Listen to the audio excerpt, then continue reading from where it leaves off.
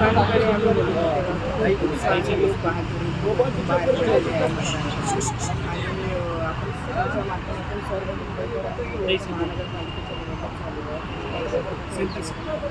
जास्तीत जास्त बाहेर वोटच्या तुमच्या जे अधिकार आहेत वोट करून आपल्या डेमोक्रेसीमध्ये तुमच्या जे अधिकार संविधानामध्ये यूज करा आणि जास्त लोकांना जिथे निवडणूक चालू आहे आजच्या दिवस जिथे मतदान आहे तिथे मतदान करून डेमोक्रेसीला तुम्ही एक विजयीसारखं तुम्ही संविधानमध्ये सामील व्हा. ताई, आज मतदान प्रक्रिया पार पडते, परंतु काल आणि परवा गेल्या 2 दिवसांपासून मोठ्या प्रमाणात पैसे जे आहेत ते प्रत्येक मतदारसंघात पकडताना आपल्याला पाहायला मिळतात. सत्ताधारी पक्ष असेल किंवा इतर पक्षांकडनं जे मतदारांना आमिष देण्याचा प्रयत्न जे आहे, प्रलोभन देण्याचा प्रयत्न होतं. कशा पद्धतीने या सगळ्या गोष्टीकडे पाहतात?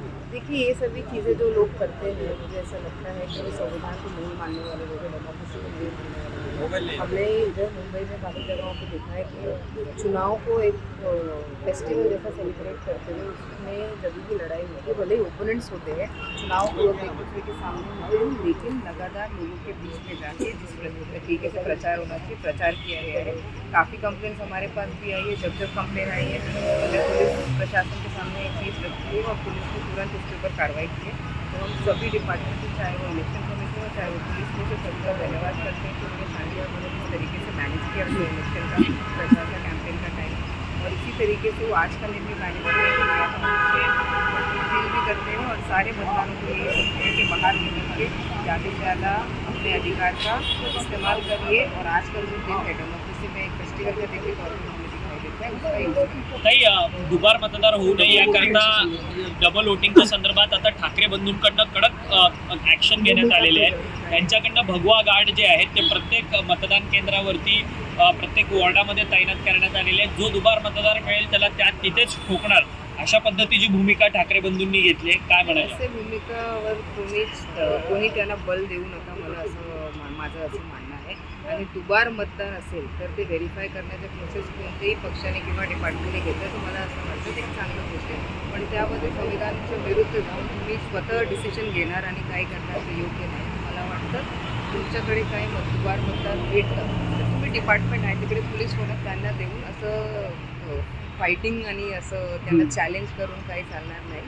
प्रोसिजरमध्ये आहे. मुंबईच्या जेव्हा यादी डिक्लेअर करण्यात आली होती तेव्हा आपण बघितलं की खूप मोठ्या प्रमाणे मुंबईमध्ये आम्ही डबल नेमच्या डबल वोट्स मतदार यादीमध्ये भेटलं होतं. पण त्याच्यानंतर काही रिफाईन करण्याचं प्रोसेस पण केलं होतं. तेव्हा हे सगळे जे होते ते कुठे होते? कारण आमचे लोक फील्डवर जाऊन एक वोटरचा डेटा व्हेरीफाय करत होते आणि जेव्हा हे करायचं होतं तेव्हा नाही करून आजचा दिवस असेल लोकांना धमकाने मला वाटतं की योग्य नाही. पण तुम्हाला काही भेटलं तर आपल्याकडे डिपार्टमेंट आहे, आपल्याकडे त्यांना आपल्या मतदारसंघामध्ये या संदर्भात काही तक्रारी तुमच्याकडे नाही. आतापर्यंत काहीच आलं नाही. पण जेव्हा लिस्ट यादी रिलीज झाली होती तेव्हा आम्ही प्रत्येक बूथला प्रत्येक ठिकाणी प्रत्येक वॉर्डमध्ये आमचे लोक ॲक्टिव्ह झाले होते. फक्त माझं स्वतःच्या पक्षाचे नाही, वेगवेगळ्या पक्षाचे लोक तिकडे टेबल आणि स्वतःच्या ऑफिसमध्ये टेबल टाकून आणि स्वतःच्या ऑफिसमध्ये हे प्रोसिजर चालू केलं होतं आणि इलेक्शन डिपार्टमेंटकडे आम्ही हे सगळे जे डिटेल्स होते पाठवले. राष्ट्रवादी काँग्रेस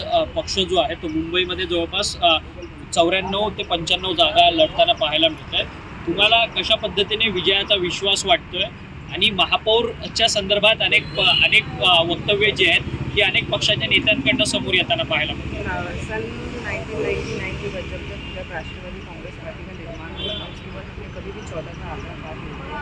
लेकिन जिस तरीके से हमने इस वक्त इस समय इस चुनाव में भाग लिया है और जिस तरीके से हमारे कैंडिडेट्स को लोगों का भरोसा है, हमें पूरी उम्मीद है कि हम रिकॉर्ड अपनी ब्रेक करेंगे. और हमें ये भी उम्मीद है कि जिस तरीके से लोगों के बीच में देख रहा है जहाँ तक चुनाव शुरू हुआ तो लोगों को ऐसा लग रहा है क्लीन स्वीप किसी को मिलेगी, लेकिन वो क्लीन स्वीप भी तरफ नहीं जाते हुए हम देख रहे हैं हम जो वो आने वाला है रिजल्ट. और इस तरीके से जो होता है राष्ट्रवादी कांग्रेस पार्टी के बिना महापौर नहीं बनेगा ये स्थिति आपको. परंतु मुंबईचा महापौर हा मुस्लिम होणार नाही, हा हिंदू होणार, हा मराठी होणार, अशा पद्धतीची वक्तव्य या सगळ्या संविधानानुसार मुंबईचा महापौर मुंबईकर होणार.